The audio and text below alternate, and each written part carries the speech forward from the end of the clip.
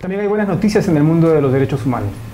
Precisamente estamos en este programa para celebrar un triunfo conseguido recientemente.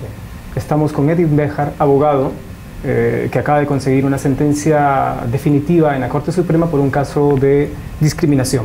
Edwin, ¿cómo estás? Muchas gracias por tu invitación y sí, muy alegre de estar y muy contento de estar aquí. Por favor, cuéntanos en qué consiste la esencia de tu caso.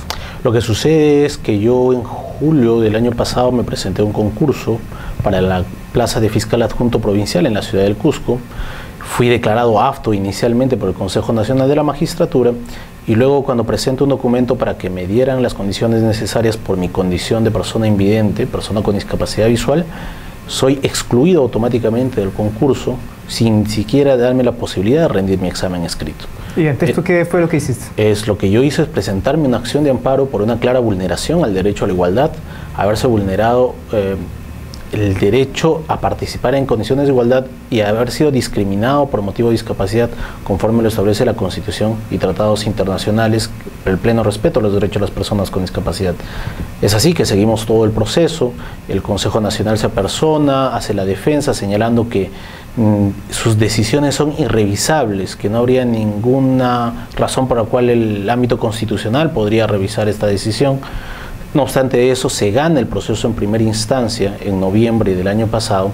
Ellos apelan la sentencia y es recientemente, hace 2 días atrás, que me notifican la sentencia de segunda instancia emitida por la Primera Sala Civil del Cusco, donde deciden confirmar la sentencia en primera instancia y, es decir, declarar nulo el acuerdo del Consejo Nacional que decidió excluirme de la convocatoria, además de ordenar al Consejo Nacional que en una clara reparación o restitución de los derechos me tengan que señalar fecha y hora para que pueda rendir mi examen escrito como cualquier otro postulante. Excelente. Entonces, pero esta es la primera vez que ocurre algo así en el país. Definitivamente, es la primera vez, me imagino, y con una institución tan importante como el Consejo Nacional, que recordemos su función principal es la de seleccionar y nombrar jueces y fiscales a nivel nacional, y lo importante es de que ellos son los que más deberían cumplir este tipo de normas y que queda también como antecedente para que en cualquier otra administración pública del Estado, lo que fuese, se tenga que respetar el derecho de las personas con discapacidad. Claro, queda como un precedente. Y ahora el Consejo Nacional de la Magistratura no les queda otra cosa que aceptar la decisión.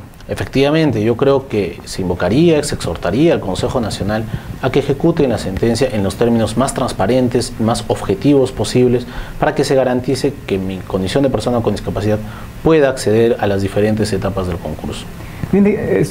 ¿Qué fue lo que argumentó el Consejo de la Magistratura para denegar en principio tu derecho? Lo primero que ellos se basan es en una norma derogada del artículo 177, inciso 5 de la Ley Orgánica del Poder Judicial, lo cual señalaba como requisito para ser magistrado no ser ciego, sordo o mudo. Pero no tomaron en cuenta que esta norma ya había sido derogada precisamente en mayo del año pasado por la Ley de la Carrera Judicial. Entonces era un error. Era un error, además de que ellos señalaban de que por mi condición de persona con discapacidad visual, pues estaba impedido o no podría realizar las funciones inherentes al cargo a lo cual me presentaba. Sin embargo, tú ya habías sido funcionario público.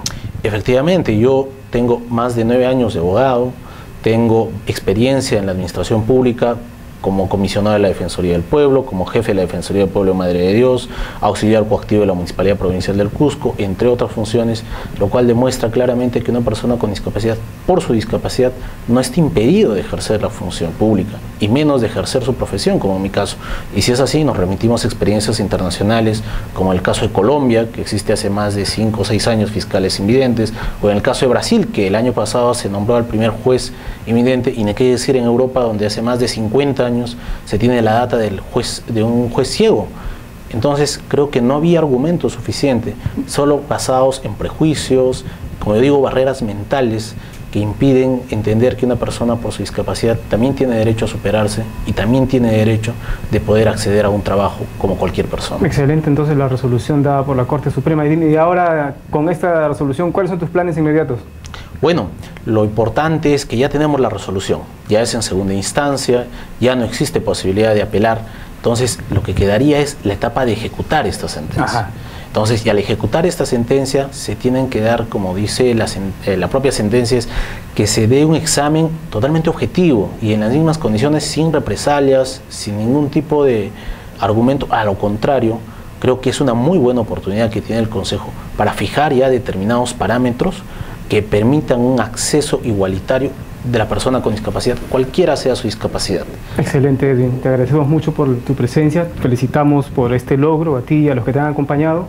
Y también al sistema de justicia por esta sentencia que abre las puertas a otras personas con discapacidad. Quiero agradecer a la Coordinadora Nacional de Derechos Humanos y otras organizaciones como la Defensoría del Pueblo, el Instituto de Defensa Legal y otras organizaciones de personas con discapacidad que han acompañado todo este proceso.